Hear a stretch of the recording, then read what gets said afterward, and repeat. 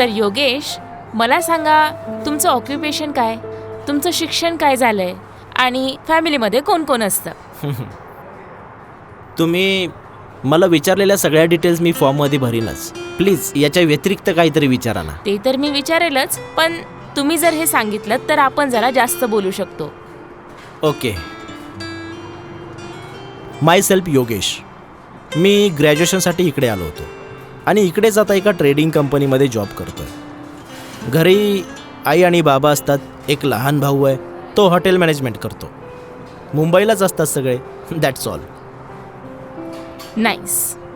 आता फॉर्ममध्ये नसलेला प्रश्न विचारते. तुम्ही जॉब करताय, तर कसा चाललाय तुमचा जॉब आणि जॉब एन्जॉय करताय? मला सांगा, तुम्ही माझ्यासोबतची कंपनी आता एन्जॉय करताय का? अहो, तसं नाही. आपली भेट आत्ताच झाली आहे ना. मी हळूहळू तुम्हाला जाणून घेतेय. माझंही तसंच आहे. गेली 6 वर्ष झाली मी जॉब करतोय. हळूहळू जाणून घेतोय. आता पहा ना, या महागड्या कॅफेत येऊन मी 350 रुपयाची कॉफी घेतली. खिशात सिगरेटचा बॉक्स आहे आणि चांगले कपडे घालतो. घराचा रेंट भरतो.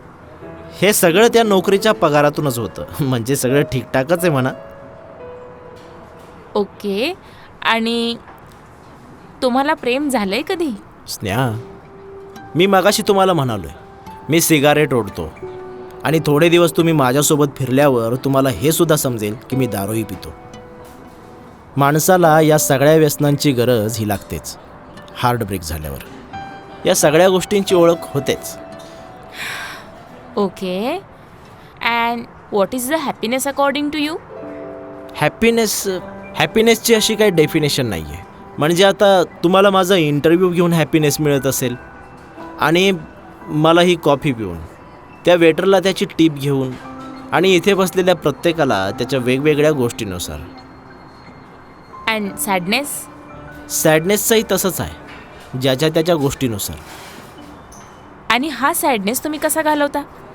सिगारेट ओढतो, दारू पितो, बाईकवर फिरतो. त्याने सॅडनेस जातो? जात नाही म्हणा, पण इग्नोर तरी होतो.